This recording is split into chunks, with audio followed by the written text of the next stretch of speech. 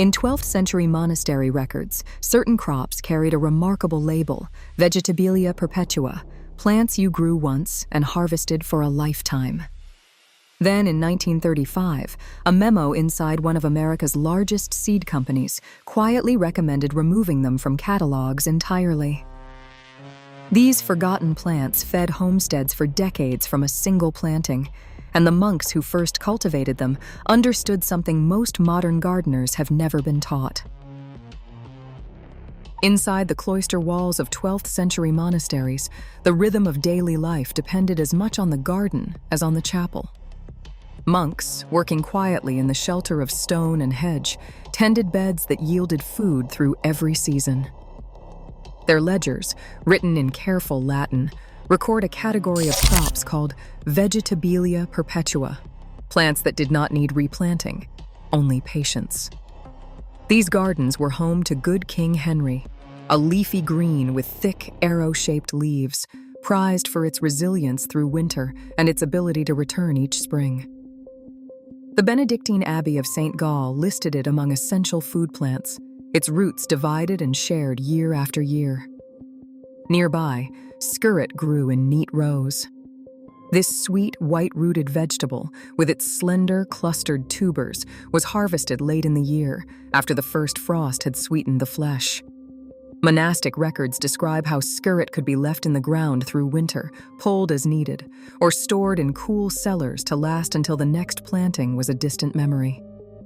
A single 10-square-foot bed might yield up to 8 pounds each autumn, enough to flavor stews or serve as a rare treat at the monk's table. The monk gardener, often unnamed in the records, became the quiet steward of these perennial beds, dividing roots, saving seed, and passing down both plants and knowledge. In these walled gardens, food security meant more than a good harvest. It meant a stable supply, year after year, from the same patch of earth. Before the upheavals that would sweep away these gardens, the perennial beds stood as a quiet promise. A single planting could feed a community for decades. On the grand estates of Victorian Britain, the kitchen garden became a theater of both skill and spectacle. Head gardeners, often as respected as the butlers they outranked, orchestrated an edible parade that could impress even the most jaded of guests.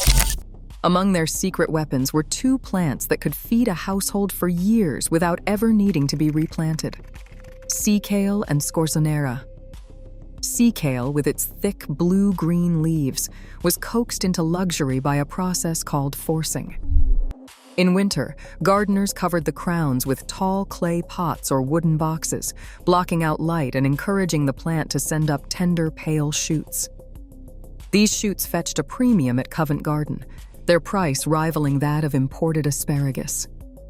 Estate ledgers from the 1850s list sea kale among the most profitable winter crops, and forcing manuals became prized possessions, passed from one head gardener to the next. Scorzonera, meanwhile, demanded patience and a practiced hand.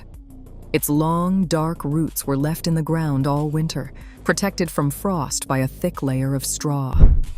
Come spring, the roots could be lifted, scrubbed, and served in broths, or as a delicacy for the estate table.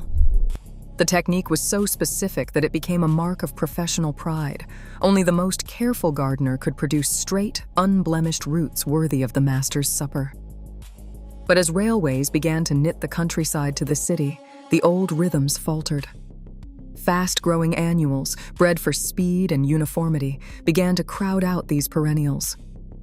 What once made a gardener's reputation, a knack for coaxing food from the same patch of earth for decades, became a curiosity. Fashion, it turned out, could elevate a plant to stardom, then just as quickly leave it behind. Along the riverbanks of eastern North America, late autumn once meant the return of a quiet, ancient harvest. Families gathered in small groups, hands deep in the sandy soil, searching for the knotted brown tubers of groundnut, known to the Lenape as hopness and to the Anishinaabeg as mukwopinik. For generations, these tubers provided a steady source of food, rich in protein, up to 14% by dry weight, and minerals that carried people through the leanest months. Archaeologists have found fragments of groundnut in fire pits and storage caches dating back 3,000 years, evidence of a plant woven into the daily life and survival of entire nations.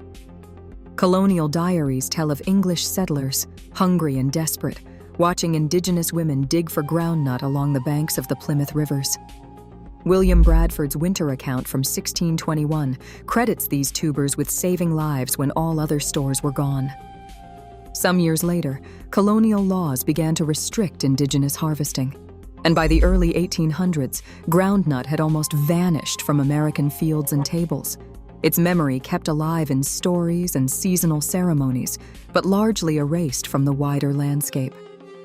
Today, the work of the Indigenous Seed Keepers Network helps recover what was nearly lost.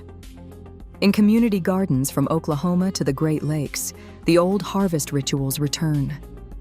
The groundnut's journey from staple to near disappearance speaks not only to changing diets, but to the erasure and resilience of culture itself.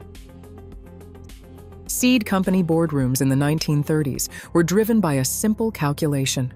Crops that had to be bought and sown every spring meant steady sales. Burpee's internal correspondence from 1935, preserved in the Smithsonian Archives, spells out the new approach. One memo urged catalog editors, annuals such as beans, carrots, and beets should dominate the catalog. Perennial greens will be listed only in the herb section. The message was clear. Plants that could feed a family for decades from a single planting were quietly pushed aside in favor of those that required a fresh purchase each year. Company strategists argued that annual turnover was essential for profit. Perennials, by their very nature, threatened this model. Once established, a bed of good King Henry or sea kale might go a decade without needing new seed.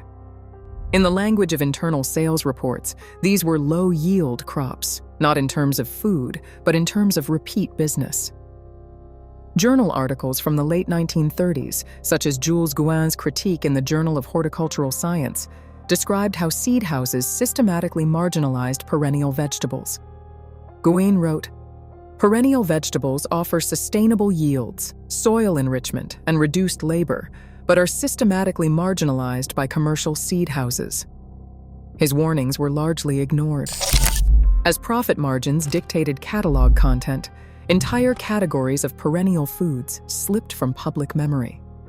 The result was a narrowing of biodiversity and a garden culture increasingly shaped by economic imperatives rather than resilience or tradition. In a quiet corner of Kansas, a research plot at the Land Institute has tracked the ostrich fern's performance for more than 2 decades. Each spring, the same clumps send up tightly coiled fiddleheads, emerald green, crisp, and edible. Data from these perennial beds show a steady annual harvest, an average of 6 kilograms of fresh fiddleheads per square meter, year after year, without the need for replanting. The numbers do not stop at yield.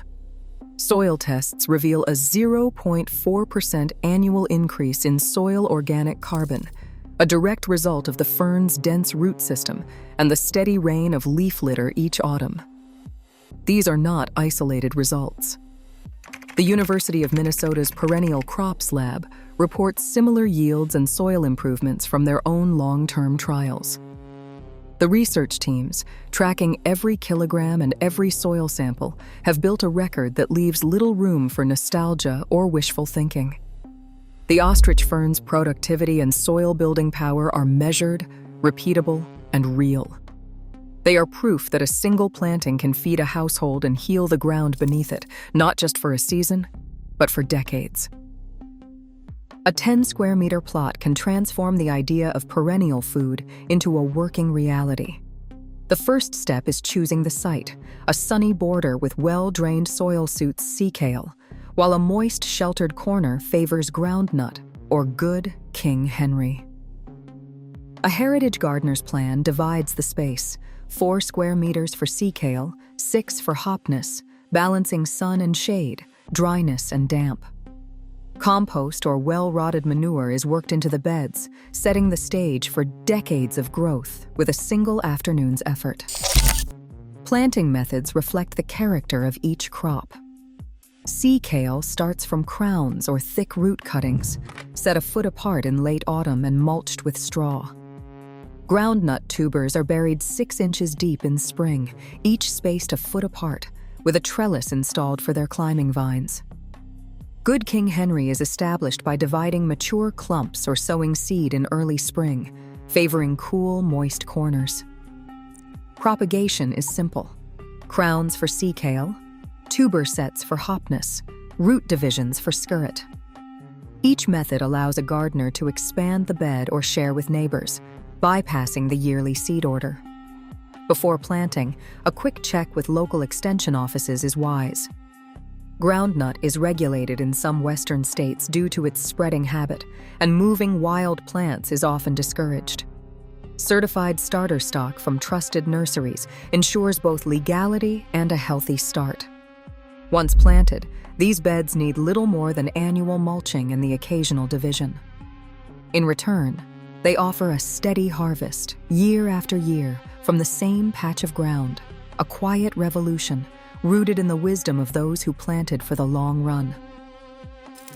Today, most gardens still start from scratch each spring, even as climate instability and soil exhaustion rise. Perennial food crops offer a living memory of resilience and abundance, waiting to be rediscovered. Sometimes, the future of food is buried right beneath our feet. What would you plant for tomorrow?